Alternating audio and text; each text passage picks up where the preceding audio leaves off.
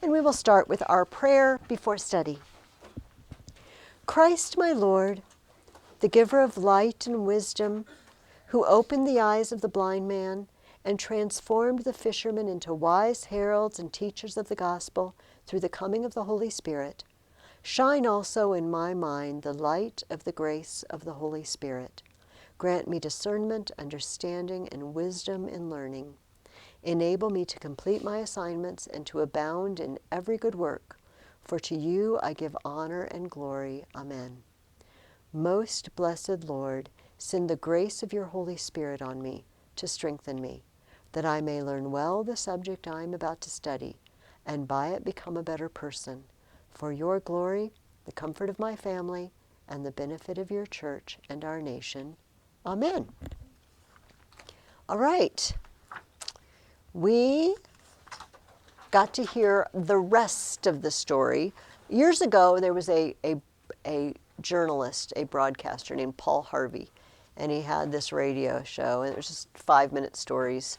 And he'd start talking about someone, and it would be stuff you didn't know who he was talking to. He wouldn't talking about. You wouldn't know the story, but it'd be the backstory of some famous person. And then he'd work his way around to tell you who it was. And then he always ended it, and now you know the rest of the story. That's how he always ended. And I feel like now we know the rest of the story of Oedipus. He has a loincloth, so you're not blinded suddenly when I turn it around. This is a very famous statue. You may have seen this statue. It is by an artist named Myron, we know, and it's called the Discobulus. This is a marble Roman copy. We only have copies, and you might say, well, how do we know who sculpted this and that it looks like that? We actually have ancient Greek descriptions of it. This was a famous piece of art back then. I mean, before Roman times, right? So, a famous piece of art that's not old. All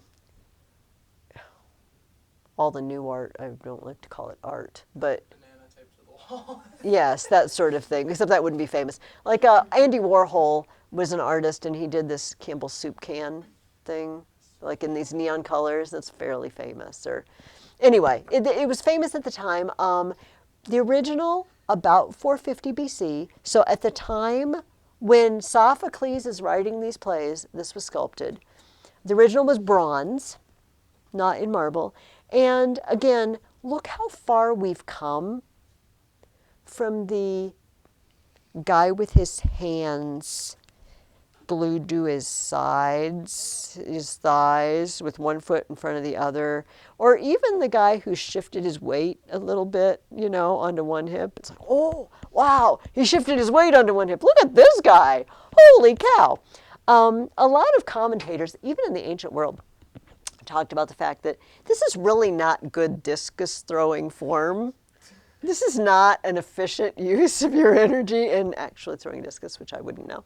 But it certainly shows off the musculature and the twist, and it's just an amazing feat. And again, in 80 years, in less than 100 years, the style has shifted to this level of realism, right? Anyway, Myron, the Discobulus, which means the discus thrower, right? Balo means throw. And the disco part means discus, obviously. All right, here's our art of the week. I want to spend most of our time on Antigone, because I feel like it's just a little more accessible in that, but by that I mean it makes more sense to us. Oedipus at Colonus is just kind of weird. Okay, should I speak for you guys? Does it strike you guys as weird? Does Antigone seem like, okay, this is a plot line I understand. The king says don't do it, but I think that's a bad law, so I'm going to do it anyway, come what may. Got it. This happens today, right? People say, I think this is unjust. I don't want the government to spend money on this, so I'm going to be, not pay my taxes or whatever, even if they put me in prison. Henry David Thoreau did this. Thoreau went to prison because he didn't think the Spanish-American War, or with Mexico was okay. That it was morally wrong. I'm not going to support that. And they said, okay, well, you'll go to jail. He said, okay, well, I guess I'll go to jail. Fortunately, it wasn't death. It was not the punishment for this. So I feel like, okay, that's something we understand. I think the government has overstepped their bounds, and I'm going to object. I have a prophecy that whoever has my dead body and buries it will be blessed. And what? And again, where does he go? I didn't even know what okay. This is the first question, whose sacred ground? But what city is Oedipus outside of? What is the setting for Oedipus at Colonus? Where is Colonus? Isn't it like a city just outside of Athens? It's just outside of Athens. It's a suburb. So remember, who's watching this play? A bunch of people in Athens. Do the Athenians and King Theseus seem like good guys or bad guys in this play? They seem like good guys, yeah. We take in the outcast Oedipus. We make sure that Creon doesn't kidnap his daughters and take them away. We will go out and get them back for you. We fight for the rights of the downtrodden. We're Athens. All right, this makes them sound pretty good, I think. We're going to talk a little bit, especially next week and in the weeks that follow, about what's going on in Athens when this was produced. We're going to read another long history book. Sorry. About what's happening. And also towards the end of today, we're going to talk a little bit. But Sophocles is still writing a very pro-Athens. Athens are the good guys. In lines 49 through 51, on whose sacred ground do the citizens say he's on? Yes, Emma. The kindly ones? The kindly ones. Where have we met them before? Eumenides. They're the Eumenides. They were the Furies pursuing Orestes. And do you remember, they cut a deal with Athena where if they just chill and don't bring plagues and blight on Athens, they can have their own precinct and offerings and sacrifices and whatnot, and you can bring blessings on Athens instead of curses. This is the grove where they have taken up residence. And so, yes, the citizen of Colonus says, the ones who watch the world, the kindly ones, the Eumenides. That's what people call them here. In other places, other names are proper. All right, they're also known as the Furies. But here, we know them as the Eumenides. And we have tamed their power. So how does Oedipus react to this information? He rejoices. And why? Because he just loves the Eumenides? Because he's their fan? He's the president of the fan club. He's got the T-shirt. Yeah, you're right. Now, what? Why is this a good thing for him? Didn't Apollo promise that pain would end? Yes. He says, this is the sign, the pact that seals my fate. He says, I got an oracle that when I came to this place, to Colonus, to the home of the Eumenides, that it would be my safety. It would be the end of my travails, my worries, my burdens. He knows he's almost at the end. Of course, at the end means death. But he's tired. He's tired. This goes along, I think, with the next question. Why does he want to stay here? I don't know if there's another answer to that. Yes. When the god cried out those lifelong prophecies of doom, he spoke of this as well.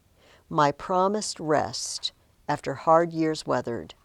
I will reach my goal, he said, my haven, where I find the grounds of the awesome goddesses and make their home my home. And then he says, there I will round the last turn in the torment of my life, a blessing to the hosts I live among, disaster to those who sent me, drove me out. Right. This is the part that I have a little trouble wrapping my mind around. Why? I guess that's not a good question to ask. In Greek mythology, you could ask a lot of whys, couldn't you? Yeah. Hell yeah. Yeah. So maybe that's just I just accept it. This is true. This is the way it is. He's going to be a blessing wherever he ends his life.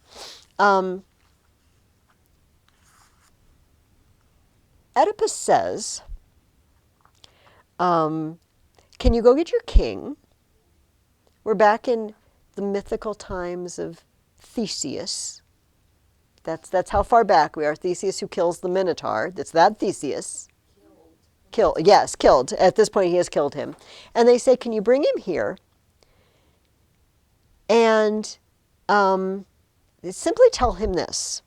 With a small service, he may gain a great deal. And the citizen says, what's there to gain from a man who cannot see? Which is a little rude. Oedipus says, whatever I say, there will be great vision in every word I say. Right? The man who didn't see who he lived with, what the truth was. Then he sees, then he blinds himself, right? And now he's been wandering blind for, let me see if the beginning, if Sophocles, it just says several years have passed since Oedipus was expelled from Thebes. But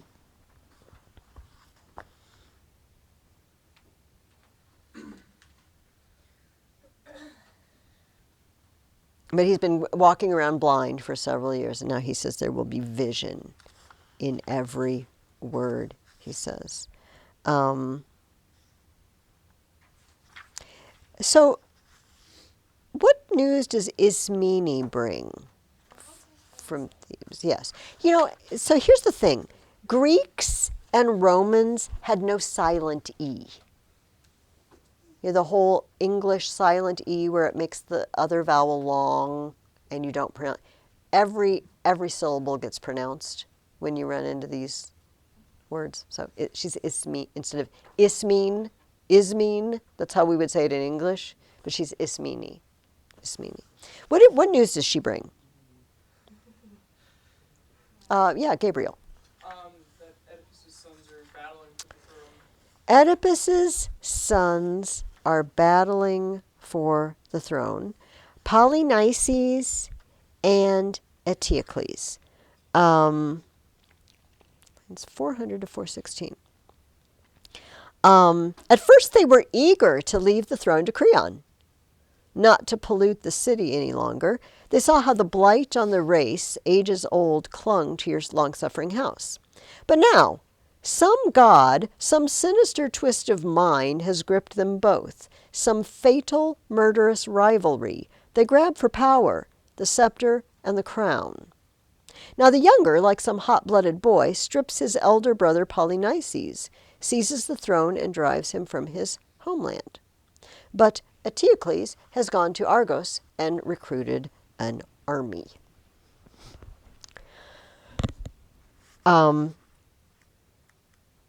This is obviously very bad for Thebes. But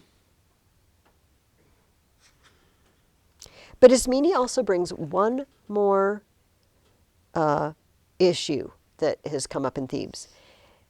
An oracle that says, they are in your hands. Their power rests in you. She says, the gods are about to raise you to your feet. Till now, they were bent on your destruction. You've been a curse, and suddenly, everybody's going to want you. You're going to be the most popular guy in the room. Because whoever has you and wherever you end up is going to be blessed.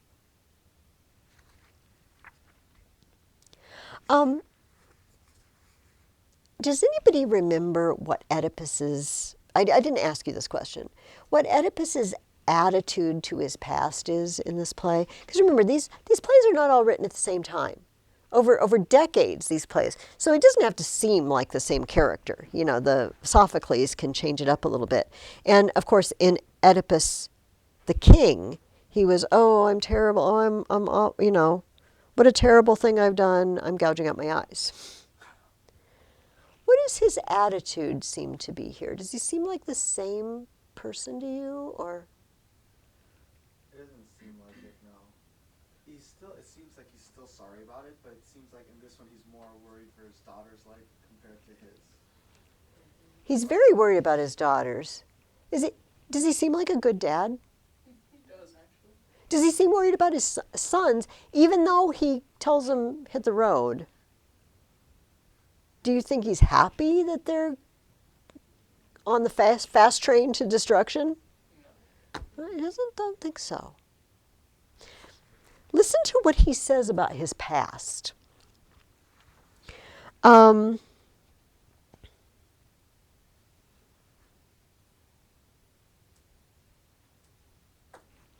This is when, at first, the people that meet them out there in Colonus tell them, we're sorry, you're going to have to leave. We don't think we want your kind. We don't serve your kind here, right? And he says, Oedipus says, then what's the good of glory, magnificent renown, if in its flow it streams away to nothing? If Athens is that rock of reverence that all men say it is, the only city on earth to save the ruined stranger, the only one to protect him, give him shelter, where are such kindnesses for me? First you raise me up from my seat in the grove, then you drive me off the land, terrified by my name alone. Surely not my physique or what I've done, since my acts at least were acts of suffering, more than actions outright. But I cannot bear to tell you the whole story of mother and father. That's what makes you fear me, I know. But no. How could you call me guilty? How? By nature. I was attacked. I struck in self-defense. What is he talking about? When his dad kicked him off the road and he killed his dad. Why, even if I had known what I was doing, how could that make me guilty? But in fact, knowing nothing, no, I went the way I went. But the ones who made me suffer, they knew full well. They wanted to destroy me. All right, so in this version, first of all, he considers the killing of his dad complete self-defense. So it doesn't sound like they were, so get off the road. And it says he was striking at him with the two-pronged prod, you know. It didn't sound life-threatening. But perhaps in this version it is. Here's a question for you guys. I don't know if you're old enough to answer it. Is it possible that we don't remember things the way they really happened? Do you have an example? I mean, do you have something, have you ever remembered something in your mind from when you were really, really little, and then you mention it and your parents say, that's not the way it was?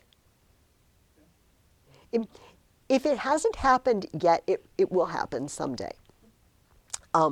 When I was a really little girl, I'll give you two examples for fun.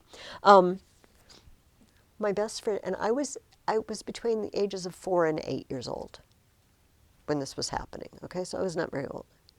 I had this friend, she was older than me, and they lived on a river.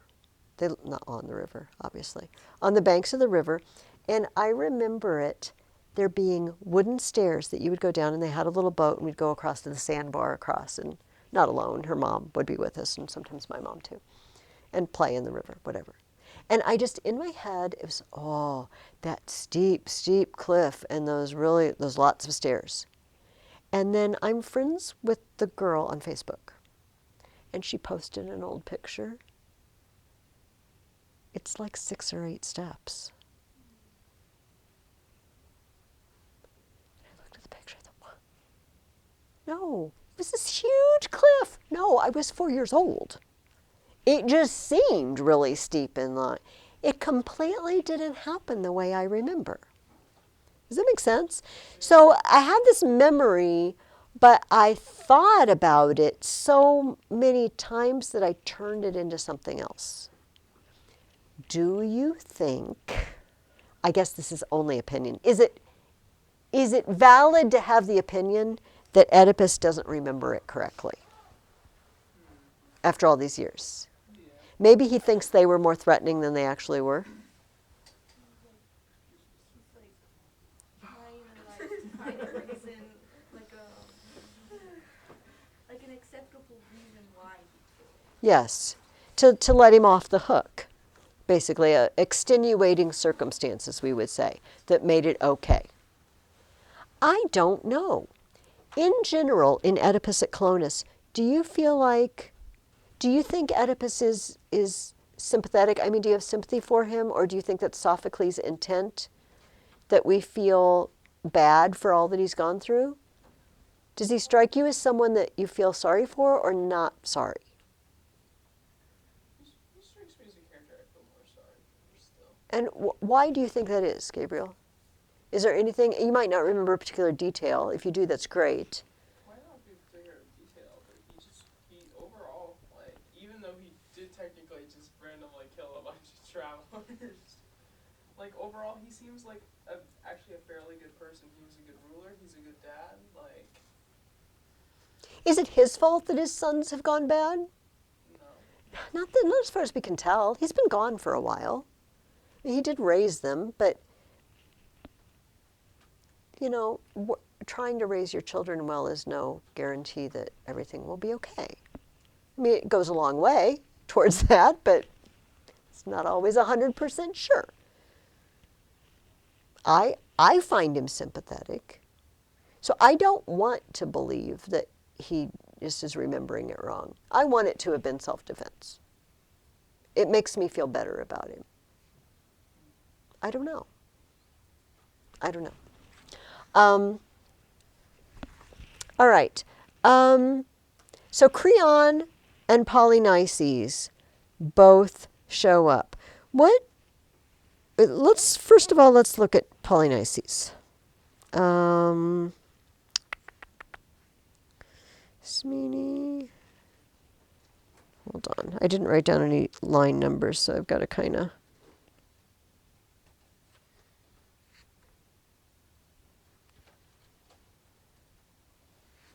Oh, I just read this. Oedipus also says this on line 615. I tell you, the man I murdered, he'd have murdered me. I am innocent.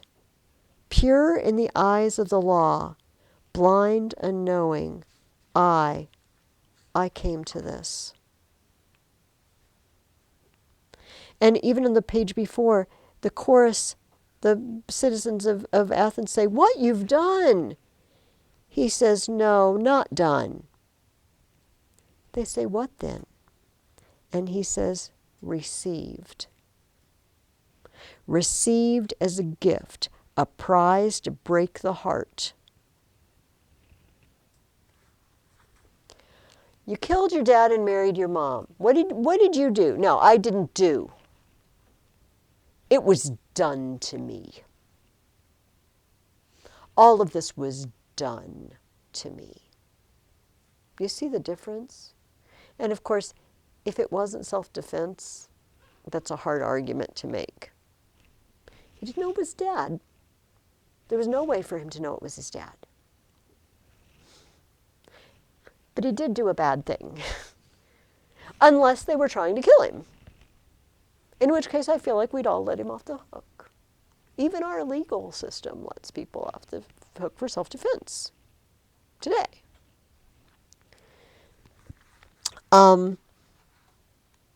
Actually, before we go to Polynices, let's just follow up on that. I asked you guys to write something for me. Oh, no, did I gather those already? No. Oh, okay. And it was, who's responsible? Yeah. Okay, so why don't you send those my direction? You can send them all to Amelia, because then I can take them from her.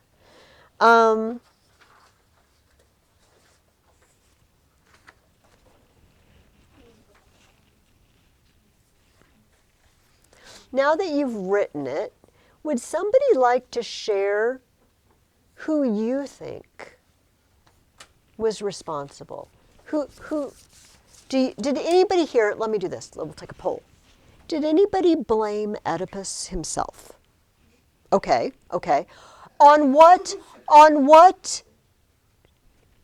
do you base that blame? Why would you blame him? Well, killing's wrong. Okay. Did you have another reason, Emma, to blame him? It's anger issues. Okay, anger issues. I had that. Okay. And a stubborn will. Mm. Stubbornness, a little bit pride. And he has the same mind of this. The anger and the killing the people. If it was self-defense, this changes things, doesn't it?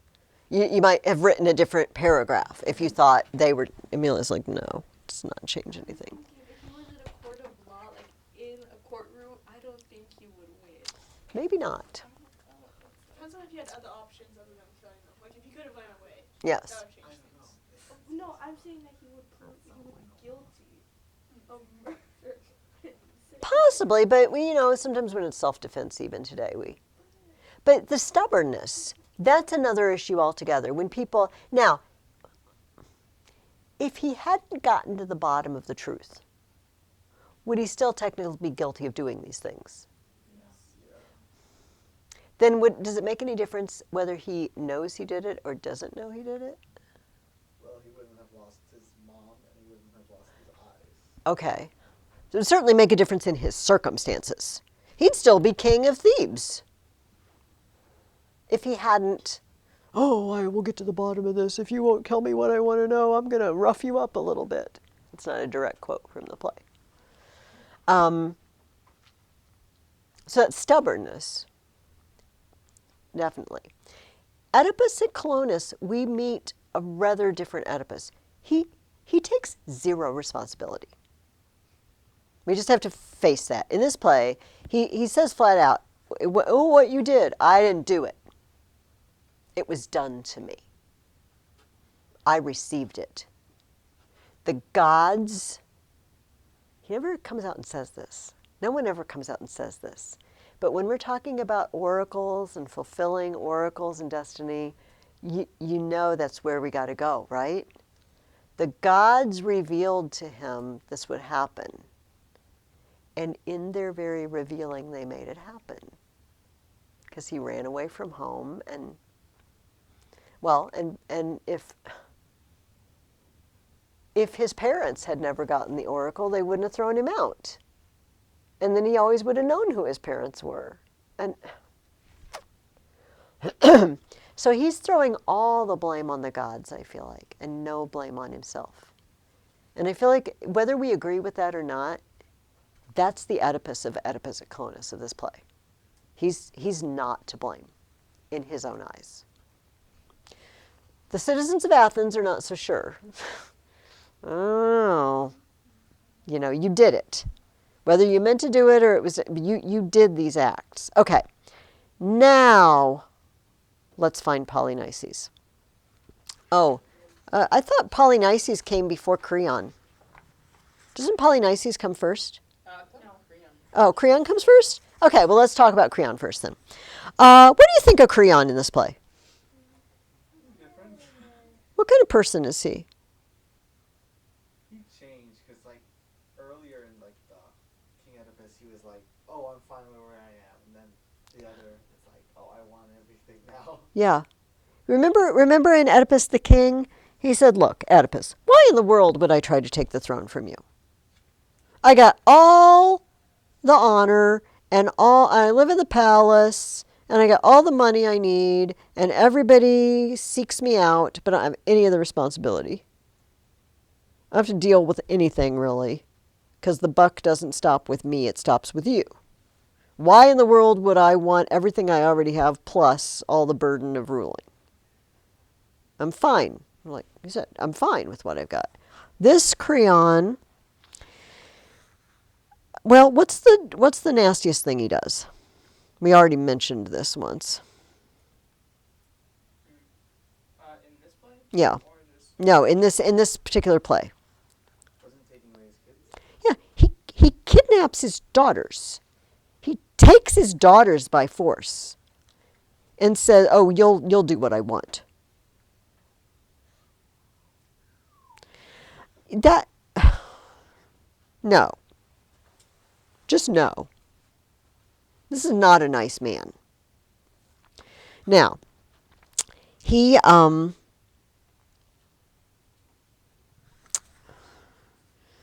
Creon starts out well. Noble old men, the pride of your land. I seem to catch a glint of fear in your eyes, a sudden shudder at my arrival. Don't be afraid. Don't greet me with anything uncivil. I haven't come here with any thought of force. I am too old for that, and I know the city I have reached is strong, if any in Greece is strong, a great power. No, I've been sent, despite my age, to persuade this old man here to return with me to the land of his fathers.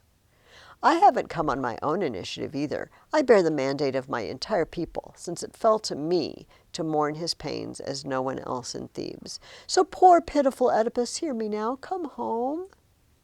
Your whole family summons you, rightly so. All right. Does Oedipus, okay, so why does Creon really want him to come home? Because of I think it's a good point. The blessing. Does Creon know that Oedipus already knows about that? Probably not. No, Ismene told him. He knows she's, actually, is it Ismene that goes off to perform the sacred rites, or is it Ismene? It's not Antigone? Let's say if he has any way to know she's even there. Of course, she could be there, and it could not be because she's giving him information. Okay, just a second. Okay. Oh, no, Ismene. Then I'll go. I'll perform the rites. Where do I find the place? I have to know. She's not even there. She's off doing the sacred rites for the Eumenides because they've trod on sacred ground unknowingly. So Oedipus knows. Here's his response. You're what brazen gall? You'd stop at nothing. From any appeal at all, you'd wring some twisted, ingenious justice of your own. Why must you attack me so, twice over, catching me in the traps where I would suffer most? He says, first of all, in this version, he didn't leave right away. He says, I had just found this out, and I lusted to be driven into exile, but you refused that favor. You wouldn't let me leave. But then, when I'd had my fill of rage, and living on in the old ancestral house seemed sweet, then you were all for casting me away. So in this version, Creon turned on him. Oh, yeah, we changed our mind. You are going to have to leave. And now he wants him back just for utilitarian purposes. Oedipus says, I'll show how false you are. You've come to take me, not to take me home, but to plant me outside your borders, just to keep your city free of harm from Athens. Well, that is not your destiny. No, this is. My curse, my fury of vengeance rooted deep in your soil for all time to come. And for my sons, this legacy, a kingdom in my realm, room enough to die in, 6 feet of earth. What did Oedipus think of Tiresias the prophet in the first play, the play from last week? He was in that job. Or possibly, in cahoots with Creon and in some sort of conspiracy. Was Tiresias a real prophet? Did he really know the truth? He did. And Oedipus and Jocasta, remember, well, poo on prophecies. Those prophecies, they never come to pass. What is Oedipus just turned into? He says, this is your destiny. This is what will happen to my sons. He's a prophet. He's an old blind prophet. Just like Tiresias was. And listen to what he calls down. This is your destiny. My curse, my fury of vengeance rooted deep in your soil. Where are they? Say it, Emma. Do you see it? Maybe, but I don't want to say it in fear that it's wrong. Okay, I understand. But you can take a chance if you want to. There's never any harm in taking a chance, but you don't have to. Whose sacred ground is this? I'm leaving you with my fury. You know, we kind of might wonder why in the world this particular place is the place for Oedipus. Oedipus is going to get revenge. And remember what those Furies, they weren't really cool with Apollo, were they? In the Eumenides. They were, you young gods, you think you can do anything. Apollo, it was the oracle at Delphi that did this. He's going to the Furies. He's going to the Eumenides. I'm casting in my lot with them, with the older gods, with the fury and the vengeance. Now, this vengeance isn't going to look like, I don't know, haunting people and making them crazy or bringing an army. But it is going to mean he's going to put the blessing not in his home. He's going to take the blessing away from them. Interesting. All right, so Creon comes, Polynices comes, and he sends them both away packing. Creon tries to kidnap the girls, and what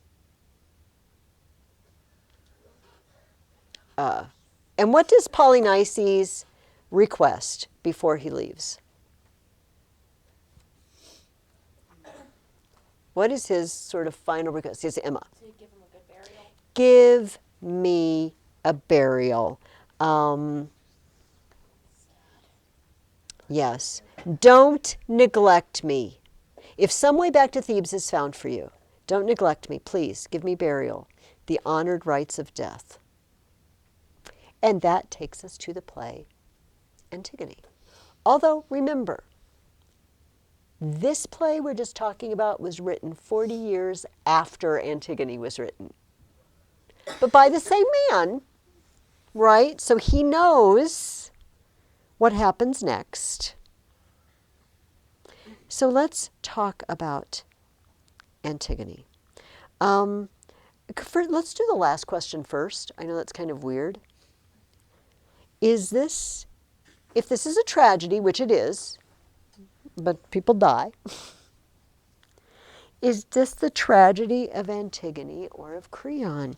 Who do you think looks worse or has made worse decisions, Gabriel? Creon. And his son and his wife end up dying because of what he does. What are you thinking, Emma? Do you want to share it?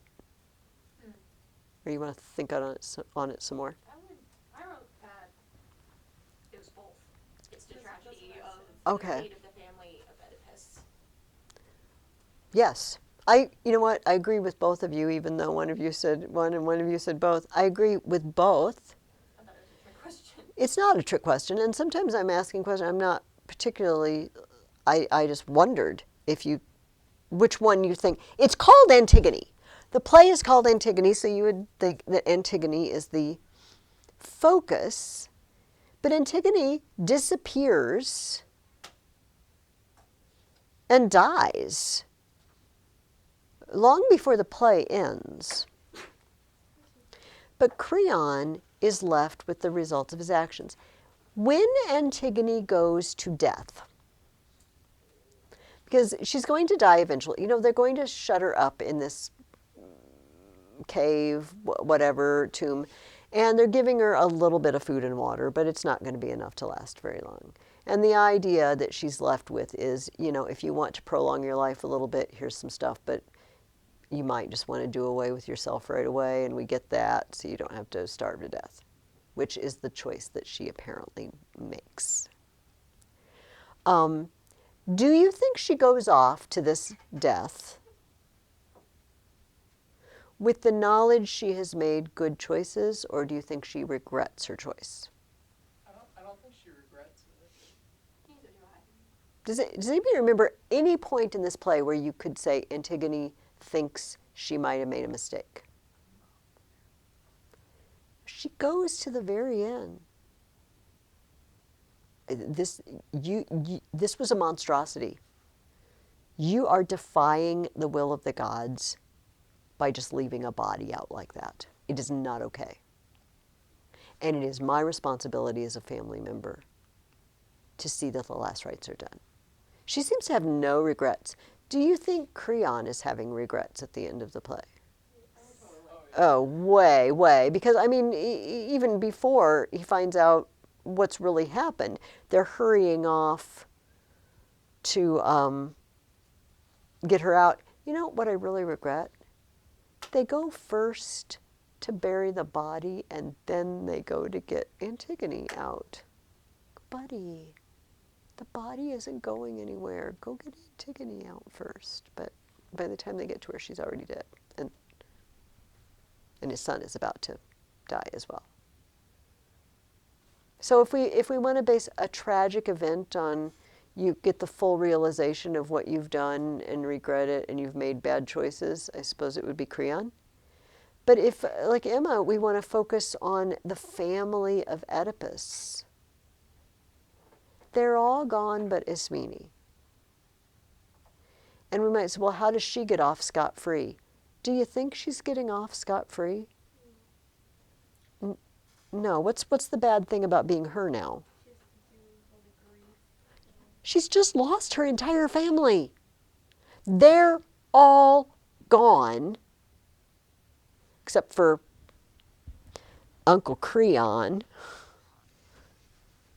who's a jerk. Yeah, it was just not a family that she wants. Not to mention, when Oedipus and Antigone were traveling around, what was people's reaction to them? What was the reaction of the people of Athens when they found out who he was? The initial, yeah, that face that Grace just made. Oh my goodness, you're that guy. Everybody's going to say that about Ismene. Ooh, you're that girl. You're that family, are you? Nobody gets away with it. So we see Creon's downfall. We see the final fall of Oedipus's entire family, and unfortunately, this is spilled out over his children. It's horrible. Technically, 3 generations suffered because of this oracle that either was done to them or he did. Okay. It does, doesn't it? Why do you think? What else have we read so far this year that might make you feel like this is an issue that the Greeks really want to explore? Yeah, Emma. Agamemnon. Okay. Agamemnon. The dream that comes to him, oh, go attack Troy, you're going to do it. Like, no, you're just a pawn because we're going to make you lose, because we're going to make Hector win, because we're going to give glory to Achilles. And there is an actual movie. What is it? It's like some horrible Sinbad. No, it wasn't Sinbad, that would be. Isn't it Jason and the Argonauts, I guess? Anyway, it's actually got the gods. It's like they're pieces on a game board and they're moving them around. And that's the attitude that it seems is going on. Well, think about the entire Trojan War. So, hey, Thetis, you've got to marry this mortal guy, Peleus, and their kid's Achilles. And, oh, Paris, we're going to make you choose the fairest and give the golden apple out. And then Aphrodite is arranged. Oh, no, you can go steal Helen. And everything is being arranged by the gods. And Oedipus says, well, I didn't do it, I received it. I wonder if some of the characters in the Iliad or the Odyssey could say that. Odysseus might be able to say that to a large extent. This isn't what I did, this is what I received from the gods. I mean, he did do things that, hey, Polyphemus, hey, if you want to know who poked your eye out, that'd be Odysseus. No, don't tell him. Let's all eat the cattle of the sun. That wasn't Odysseus' fault. This was a hard problem for them because the gods did not agree. Remember the problem with polytheism, right? Unless the gods are always on the same page and on the same team all the time, you're going to have fighting. And which one do you obey? And somebody's going to be mad at you. This was an issue for them. It's certainly an issue for Oedipus' story. Okay, most of these are really easy questions now. What has Creon forbidden, and what is the punishment? Gabriel. Yes, and I want to say it was being stoned to death. yeah. It ends up that they shut her up in the cave, and it seems like that's merciful or something. So why does Antigone disobey? First of all, at this point, because I feel like this is important, is Creon the lawful authority currently in Thebes? He's the only one left of the family. Somebody needs to be in charge. Polynices and Eteocles are dead. I don't have any problem with Creon being in charge. I'm welcome to other viewpoints, though. You seem skeptical, Grace. Remember, this isn't a situation where they're going to elect. This is a kingship, right? So presumably they're looking for whoever in the family, the ruling family, is capable of ruling and is left. And Creon's really the only one left. Unless you want to go. Unless you want his meeting, or Antigone. Not clear why they didn't fight for their right to be the queen of Thebes. It's not like there weren't queens back then, but they didn't. Also, they are products of that horrible situation, whereas Creon isn't. He's tangentially related, right? It just happened to be his sister and brother-in-law were involved in it, but it's not really his deal. So here's the question. Are we all together in saying Creon is the lawful legal authority here? Can we give him that? Okay. So he's made a law. He's given a command. For the most part, do we all here believe you should follow the law? For the most part. Yeah. Unless the law, well, what's the standard in the Bible for following the law? When might it be?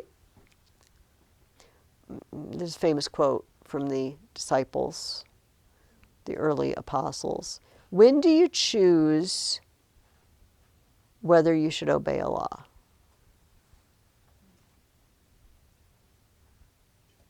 Well, this is a very good question.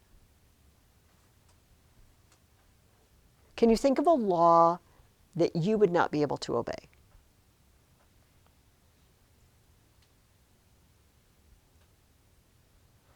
Any law that's against God's law. Okay. You are not allowed to go to church anymore. New law. Sorry, I'm breaking that law. You are not allowed to pray. I'll be breaking that law. So you remember what the officials in Jerusalem told the disciples, do not preach in this name anymore. And what was their answer? We must do what? Do you remember the quote? We must obey God rather than men. God's law is supreme over man's law. Yeah. Now, does God tell me I'm not allowed to pay taxes? No, in fact, Jesus paid taxes. So, yeah, unfortunately, I can't say, oh, God thinks it's evil for me to pay. But I also understand if tax money were going to fund abortions or something. Like, I understand how somebody might say, yeah, I'm not paying for that, and choose to go to prison for it. So there's some fine lines. But in general, if a legal authority tells you to do something, we have to do it, whether we like it or not, unless it specifically contradicts commands from God. And most of our laws don't, right? Speed limits don't contradict God's law. And having to pay for a registration license or whatever doesn't. Now, what does Antigone think of Creon's law? She thinks it's like unjust. It falls in that category for her, doesn't it? You can't do that. She says, very early in the play, when she's talking with Ismene and saying, you want to be in on this? Ismene's, oh, you know, it's against the law. She says, fine, I'll do it myself. And even if I die in the act, the death will be a glory.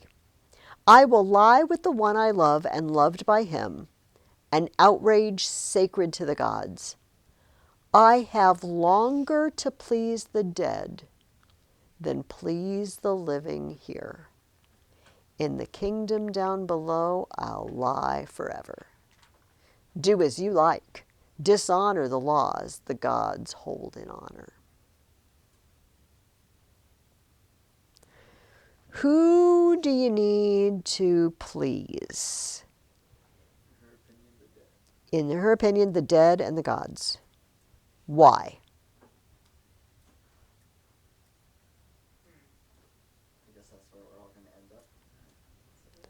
And comparatively, how long are we with the living and among the living? Not long. She says, I'm playing the long game, right? I'm going to please the ones that I'm going to be with a long time. Now,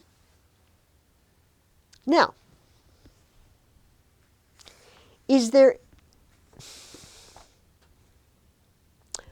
Why...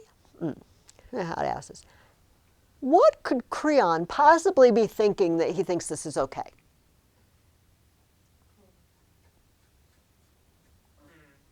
What is Creon's basis for this? Yeah, Because, Gabriel. Polynices was technically attacking Thebes. He's a traitor and a rebel to his own fatherland. He has removed himself from our care, from being covered by our laws. Has he removed himself from the laws of the gods? We don't think so.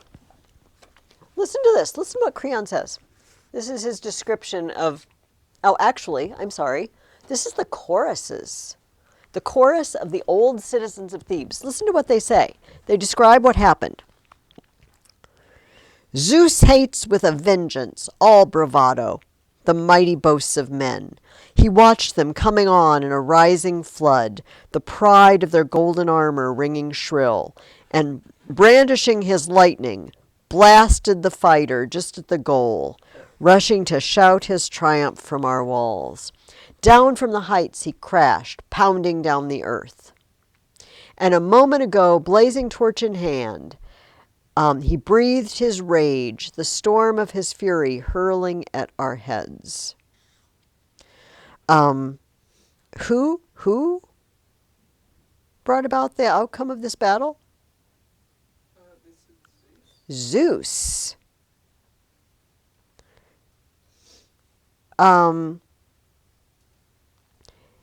And it says, this is the chorus. No, I'm sorry, this is Creon now. Whoever places a friend above the good of his own country, he is nothing. I have no use for him. Zeus, my witness. Zeus, who sees all things, silent. I'm sorry, all things always, not silent. If Zeus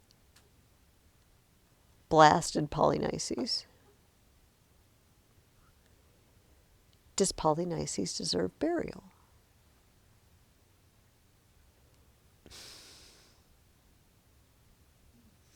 Or could Creon see that as evidence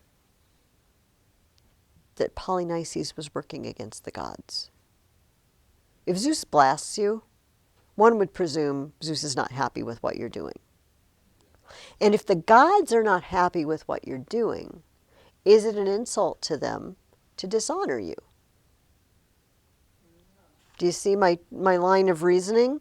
Which I think is Creon's line of reasoning. Now, is there anything that blows up that line of reasoning just a little bit?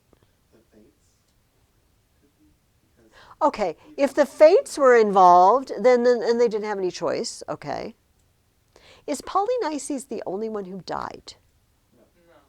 Who- His brother did too. His brother did too, his brother who was defending the city. Why didn't Zeus stop him from dying? It's a hard question.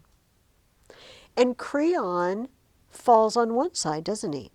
Like he's outside the pale. We don't honor him, we don't bury him because the gods have shown their disfavor with him for being a dirty, rotten rebel. And Antigone, no. They're both my brothers. They both equally deserve care and the honors that everybody deserves. Okay, so listen to this and see if it sounds familiar to you. So the sentry comes and says, okay, and he's hilarious. I don't know if you noticed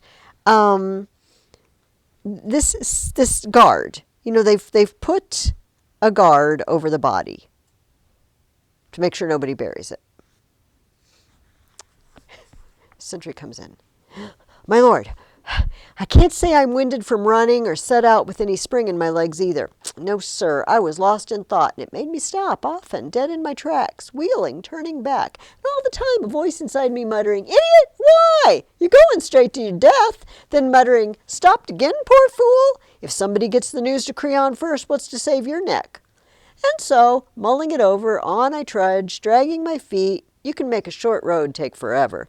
But at last, look, common sense won out. I'm here. I'm all yours. And even though I come empty-handed, I'll tell my story just the same, because I've come with a good grip on one hope. What will come, whatever fate. And finally Creon interrupts him. Come to the point. What's wrong? Why so afraid? Sentry. First, myself. I've got to tell you, I didn't do it. Didn't see who did. Be fair, don't take it out on me. He hasn't even told him what happened yet. Creon says, it's obvious you have something strange to tell. And finally, he doesn't. He hems and haws around. Creon says, out with it. Then dismiss. All right, here comes. Here it comes. The body. Someone's just buried it, then run off, sprinkled some dry dust on the flesh, given it proper rites. Creon says, what? What man alive would dare? Sentry interrupts him. I've no idea, I swear it. There was no mark of a spade, no pickaxe, no earth turned up, the ground packed hard and dry, unbroken, no tracks, no wheel ruts, nothing. The workman left no trace. He goes on and on. I mean, it goes on for a whole other page. And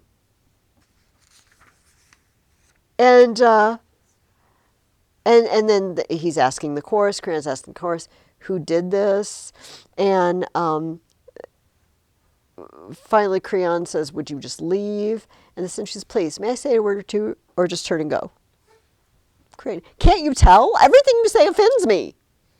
The sentry says, where does it hurt you, in the ears or the heart? Creon says, and who are you to pinpoint my displeasure? The sentry says, the culprit grates on your feelings. I just annoy your ears. In other words, I didn't do anything wrong. You just don't like what I have to say. I didn't do the thing that's making you angry. Creon says, still talking? You talk too much. A born nuisance. The sentry says, maybe so, but I never did this thing, so help me. Creon says, yes, you did. What's more, you squandered your life for silver. What is Creon insinuating? The sentry says, I didn't do it. Yeah. Somebody gave you money and you did it. Where have we seen another person jump to conclusions really, really rapidly? Oedipus. You're in it on. You pay. Obviously somebody was paid to kill Laius. And obviously Tiresias and Creon are in on this thing together. Just like that. Is this just what happens when you become the king? I don't know. And the sentry answers that charge. Oh, it's terrible when the one who does the judging judges things all wrong.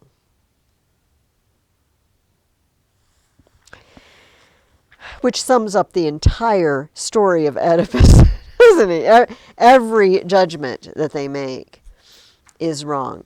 So, in line 1167, Tiresias, he's still around, tells Creon that he is the one who's sick. Let me read that quote.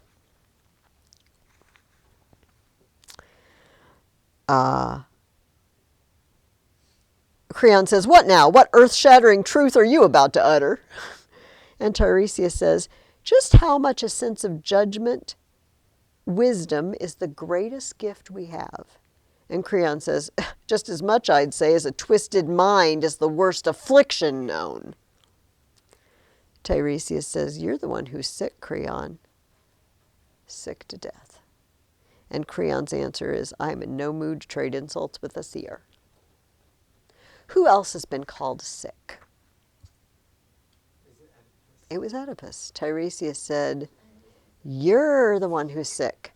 You're the one who's blind. And you don't know it.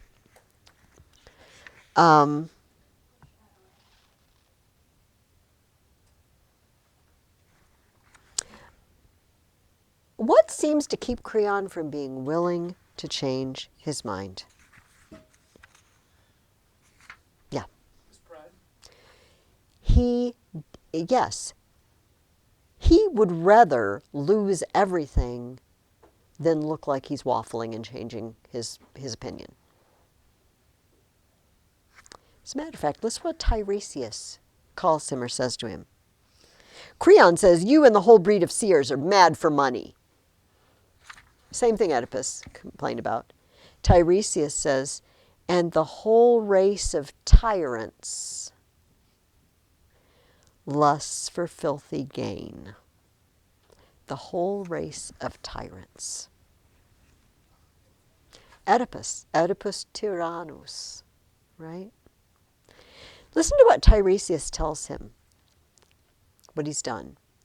You have thrust to the world below a child sprung for the world above. You've put Antigone in the earth, ruthlessly lodged a living soul within the grave.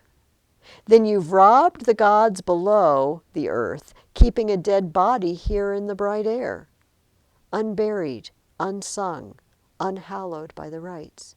Creon, you're doing everything backwards. You're putting the living in tombs and leaving the dead above ground.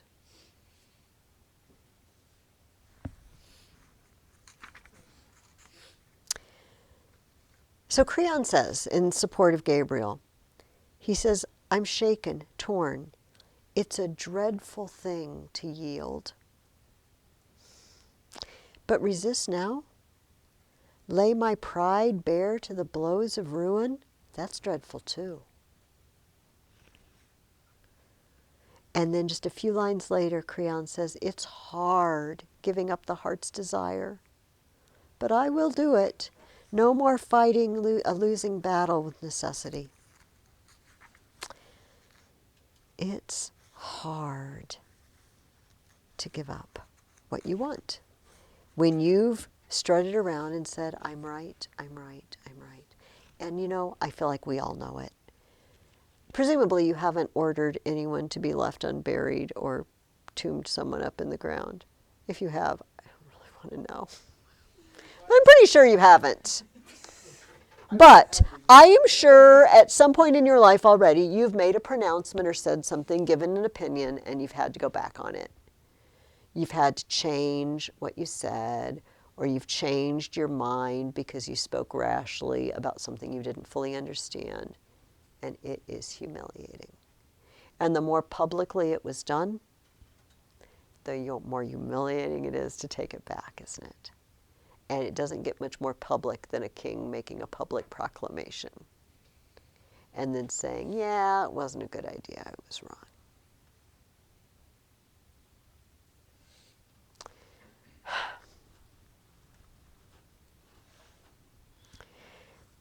Creon shows the world, who's talking? Oh, the messenger that's telling everybody at the end what's happened. Creon shows the world that of all the ills afflicting men, the worst is lack of judgment. Lack of judgment. There are two big decisions made in Antigone, and they both end poorly. Antigone ends up dead, and Creon loses everything, and they both made a decision. But one of them, I suppose, chose wisely, and one chose poorly, because here is the very last comment. It comes from the chorus. This is the end of the play. Wisdom is by far the greatest part of joy, and reverence toward the gods must be safeguarded. The mighty words of the proud are paid in full with mighty blows of fate, and at long last these blows will teach us wisdom. Do you think Creon will be a different sort of ruler going forward after this? Yeah. If he lives. If he lives. Which I don't know what Thebes is going to do if he doesn't. I don't really remember the larger storyline, because these are all events taken from stories that were written long before Sophocles. Antigone is a very popular play today. I think I found out, I think I looked this up on Thursday. The Genesius Guild in Lincoln Park in Rock Island will be doing Antigone this summer. I thought it would be fun if maybe some of us could get together and go see it. Yes. So I will be on, I think it's in June. You know, they're free. I think they take up a collection. The worst thing about it is it's usually hot and there are mosquitoes. Mostly it's the hot. Bring water. It's hot. But it's always in the evening. You know, it gets dark while they're doing the play. It doesn't just start before 7 or something like that. Anyway, I will keep a lookout, and maybe it would be really a lot of fun. I haven't been to see Antigone there.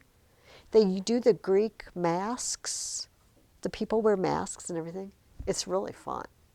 So maybe I'll let you know, and maybe we can all get together, or as many of us as possible, and we could all go. They'll do more than one show, you know, but maybe we could, as many of us as possible, could go see the same one. I'll let you know.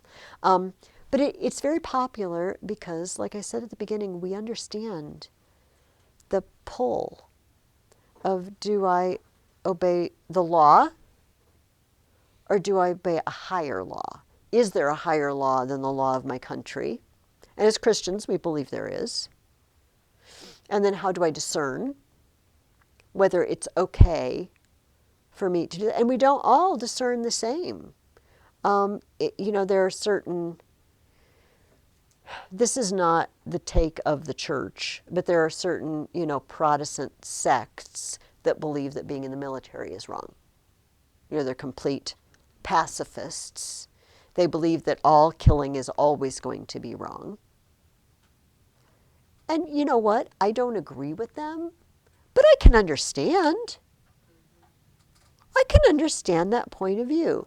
I believe that I'm glad that we have people that will defend us, defend our country, and fight to the death if necessary. But this is a question the early church was asking. This is a question Christians still ask. And just like we said about the paying taxes, if your tax money is paying for something that's wrong, that you believe is a moral wrong, do you just not pay them or what? So we feel like we understand the dilemma, Antigone's dilemma, and that she has to do what she has to do. But Creon also, you can't waffle around, oh, well, I know that was the law, but since you're my niece, I'll let it go. You can't behave that way. It's hard. All right. Any other, I want to talk about the play that you're going to read for next week. Also, I think I was going to have you write something. Oh, yes, I am going to have you write something. But before we move on, does anybody have another comment or question about either of these plays? No, I don't think so. All right. Here's what I'd like to see you do for me. I have this written down for next week. All right. I feel like at this point, you guys ought to be good enough at kind of slamming out these 5-paragraph things that it's not so tough anymore. Also, you're only reading one play. So you've got much less reading this week. Here's the answer, or here's the question I want you to answer. Should Antigone have disobeyed Creon?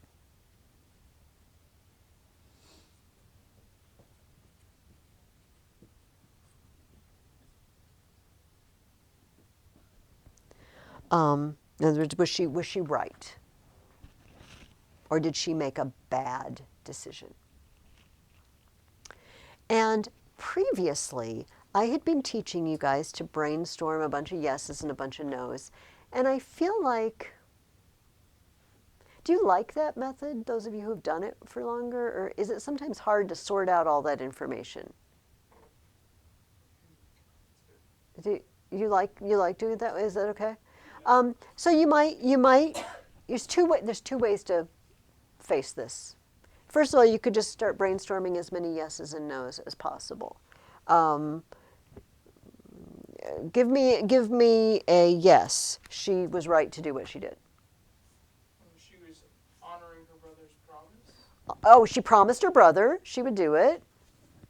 Let's see if we can come up with just 3 random ones. Just to kind of practice. She pleases the gods. It's the God's will. Her family, she should do it. Yeah, it's her brother, so she owes him. Can you think of any reason why we might say no? She shouldn't have done that. It's the law. It's against the law. She disobeyed the law. She deserves the punishment that she gets then if she disobeys the law. What? She's going to die if she does it, and she did die because she did it. So you can just generate a bunch of yeses and nos. You may also, if you like this method better, so I'm just going to put paragraphs 2, 3, and 4 in here. You may just go straight to this step of outlining and choose 3 reasons here. But remember, they need to be big reasons. So, for example, she promised him she would bury him at the end of Oedipus at Colonos. What else would we say about that? You should keep your promises. That could be a support. Promise to your brother. It was a promise to your brother. That's the same thing. What do you think, Emma? Okay. It's a big promise. I mean, like you're promising for like him to move on in the afterlife, technically, right? Okay, yes, yes. It helps him to move on to into the afterlife. He can't cross over the river Styx without it. So we might be able to use that as one of our big reasons. Or I might say, well, she promised him, and then I might sit there and I might think, yeah, I can't really think of much to say about that. So I'm just going to swing out and see if I can find something bigger that would fit under. How about maybe it was morally right. She made a promise that she should keep. He is her brother. It's good to keep your promises, that sort of thing. I don't know. I think I'm belaboring this. I feel like I'm confusing you instead of making it better for you. So we'll just, you see what I mean? You can either make a whole chart and then organize your chart, or you can just go straight to the 3 reasons. We have an introduction and a conclusion. We have reason 1 with 3 supports. We have reason, oh, I'm sorry, that is not the conclusion. I don't know what's going on. We have reason 2 with 3 supports. We have reason 3 with 3 supports. Is everybody okay with an assignment like given like you got it? Okay. There is an outline, in the back of your book. Just remember, but we're not doing the paragraph called refutation. If you look on page, if you ever want to look on page 113, we're just not doing the refutation. We're doing everything but that. That's why it ends up being 5 paragraphs. But I would like to add the refutation this semester. All right? So if you're just not quite sure, I mean, this gives you everything that I'm looking for. We want P1, P2, anaphora, erotema, which remember is a rhetorical question, and we're going to add something. So if you've got a list at the end of your book, we're going to add. So write this down. It's fun. I like to say it. It's called litotes. It looks like litotes. But since we don't have silent E's, it's litotes. Litotes is, the definition is negating the opposite. And you might say, well, I don't know what that means, Mrs. Ferguson. It's okay. I'm going to give you an example. I brought a book with a bunch of examples, and we're going to write one down. Because people do this more than you would think. All right. Here is an example from Paul talking to people in the book of Acts. He could have said this. I'm going to tell you not what he said, but what he could have said. This doesn't have litotes in it. He said, I am a Jew from Tarsus of Cilicia, a citizen of an important city. He could have said that, but that's not what he said. He said, I am a citizen of no mean city. I am a citizen of not an unimportant city. He wanted to say it was an important city, so he took the opposite, unimportant, and then he said it's not. It's not unimportant. I am a citizen of no means. That's what mean means. It doesn't mean angry or, unkind. Here's another quote. People often say this.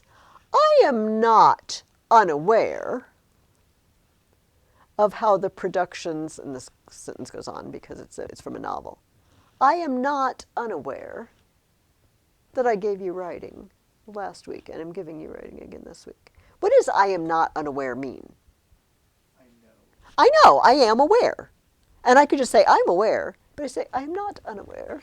It's like a double negative. It's like a double negative, except it's a grammatically legal double negative. Jeremiah, and out of them shall proceed thanksgiving and the voice of them that make merry, and I will multiply them, and they shall not be few.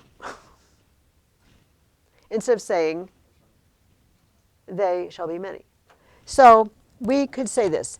These cookies, because everything's about cookies for me, are not unpleasing. This is not a great one. But so you think about what you want to say. So let's talk about Antigone. Antigone was godly. We'll say, and you say, I want to say that Antigone was godly. She was obeying the gods. How would I do a Latotes? Antigone was not ungodly. I want to say Creon was a bad ruler. Creon was no great ruler. Do you see? Whatever I want to say, go ahead, Emma. He was just crazy. Okay, yes. Oh, because Creon was no sane ruler. So whatever you want to say, you pick something that means the opposite and then you say no or not. And it's this little turn of phrase that makes it jump out, right? Because it's not the way you expect people to talk. But people, you still find these today. This is kind of a convoluted one in this book. If they want to say Brutus is an honorable man, they ended up with Brutus is a not dishonorable man. Yes. So give it a try. Give it a try. I don't think you'll find it too hard, and I think you might start having fun with it once you try it, because it's just these little turns of phrase that you wouldn't normally do, and once you get used to it. Okay, one more thing before you go. Oh, two more things. Well, they go together. In the next section, on page 69, if you would just turn there for a minute, we have our last playwright, Euripides. Sorry, the people are not very many clothes in front of my Euripides. Aeschylus was from the generation of Athens that fought at Marathon and Salamis and conquered the Persians. Sophocles was from the generation that wants to conserve what they have and their moral fiber, but things are starting to unravel, and we're going to talk about why that was happening. Euripides he's the young generation. Things are falling apart. It's, we kind of make a mockery a little bit of the things that were important to our grandfathers, and isn't that quaint and that sort of thing. I'm going to read it right now. I told you about this. Euripides wrote a play, Electra. Remember Electra, Orestes? And I told you about this scene, I believe. Do you remember when Electra went to the tomb and she said, "Oh, look at that lock of hair. It must be my brother. Look at that footprint. It must be my brother." Here's how Euripides does it. The old man is there talking to Electra, an old man, and he says, "On the altar itself, I saw a slaughtered black fleeced sheep, its blood not long shed, and shorn locks of golden hair. And I wondered, my child, who in the world had the courage to go to the tomb?" He says, "Put this lock beside your hair and see if it proves to be the same color as the cut hair. Usually when people are of the blood of the same father, most of their physical characteristics are similar." And Electra says, "What you say, old fellow, is unworthy of a wise man. Do you really think that my bold brother would come to this country by stealth, in fear of Aegisthus? And then, how can locks of hair be compared when one has been grown by a noble man in the wrestling schools, while the other comes from a woman who uses a comb? It's impossible. You could find many people whose hair looks alike, though they are not born from the same blood, old man." The old man says, "Well, then, go and step in the footprint and see whether the imprint of the shoe matches your foot, my child." How could there be a footprint in a rocky stretch of land? And if there is one, how could the foot of a brother and a sister be the same? The man's is bigger. All right, this is Euripides. He's very, cutting edge, hard, cold truths, none of this lofty stuff. He thinks that's all bosh, right? He's the next generation. He wrote at least 80 plays. We have 18 of them. He first competed in the contest in 455, won in 441. According to Aristotle, he was the most tragic of the poets. In other words, most able to elicit fear and pity, and was quite fond of something called Deus ex machina, God from a machine. What this means is it was a literal machine. They would have this crane thing that could bring a god, and they just lower an actor onto the stage, and the god just says, "Here I am, and I'm going to deal with everything and make everything right." Boom. Everything's taken care of. Instead of sort of unraveling the plot by what the characters do, you just drop someone in and they make everything better. Yay! Everything's good now. It's called Deus ex machina because literally they would bring in a god or something with a machine and drop him on the stage. And Euripides is known for using the common language of common people as main characters. Another poet says he makes his characters speak like human beings, not, "Oh, fine citizens of Athens." He just comes on and they just talk like people talk in Euripides. Aristotle says famously, Sophocles, who said he drew men as they ought to be, and Euripides as they were. We are going to read the play called Medea. Buckle up. Just so to let you know, Medea was a sorceress. She's actually the niece of Circe from the Odyssey, and is related to them. And the story is, in case you don't know it, there was a golden fleece up in the land of Colchis, up on the Black Sea. And Jason, yes, Colchis, it's spelled like, it's fine. Jason was sent by a king. He should have been king there, but the other guy had taken over. And anyway, he sent him, it was one of these, they sent him on the quest, right? And he went there to get the fleece, and the king of that region had a daughter named Medea. And Medea took a shine to Jason, just as Ariadne took a shine to Theseus in the Minotaur story. And she helped him. But Medea was a sorceress, was a bit of a witch in a magical sense. And so she gave him all sorts of potions and things he could do to he had to yoke a bull and sew dragon's teeth, and then soldiers sprang from the dragon's teeth and he had to fight them all. And she gave him tools every step of the way so he could accomplish these tasks. So if she could go with him when he left. So he accomplished all the tasks, and they took the golden fleece, they ran off, and her dad was not pleased. So he chased them down. He got ships and chased them down. But Medea had also brought her younger brother along, and she decided to kill him and cut him up into pieces and drop the pieces in the water behind her so that their dad would stop and pick up the pieces to give them burial. And that's how they got away. Oh, yeah. Oh, yeah. And then when they went home, she kept saying, "Jason, you should be king. We need to get rid of the king." And he said, "Well, I don't know what to do." She said, "Well, I know." So the king was getting older, and she went to his daughters and said, "Oh, look at this. Look what I have." And she kills this old ram, and she cuts it up in pieces and puts it in a pot with magic herbs. And she says an incantation, and this lamb jumps out. And she made it young again. And she said, "Oh, it's really cool. If you ever know somebody who's aging, maybe, and you want to make them young again, you can do this." The girls were like, "Yeah, Dad's getting old. That'd be awesome." So she says, "Well, here's how you do." So she gives it, and it really did work. It wasn't a magic trick like a sleight of hand.